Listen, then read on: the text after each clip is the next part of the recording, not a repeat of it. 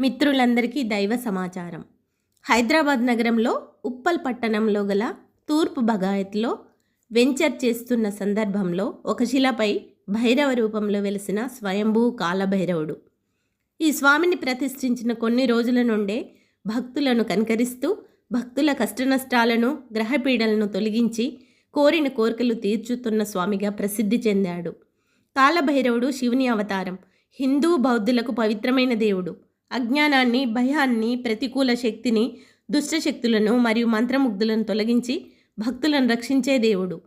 స్వయంభుగా వెలిసిన ఈ స్వామివారికి ప్రతి అమావాస్య రోజున విశేషమైన పూజలు జరుగుతున్నవి.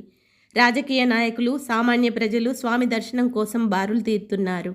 ఈ నెల 22, 23వ తేదీలో స్వామివారి జయంతి సందర్భంగా బ్రహ్మోత్సవాలు అత్యంత వైభవంగా నిర్వహిస్తున్నారు.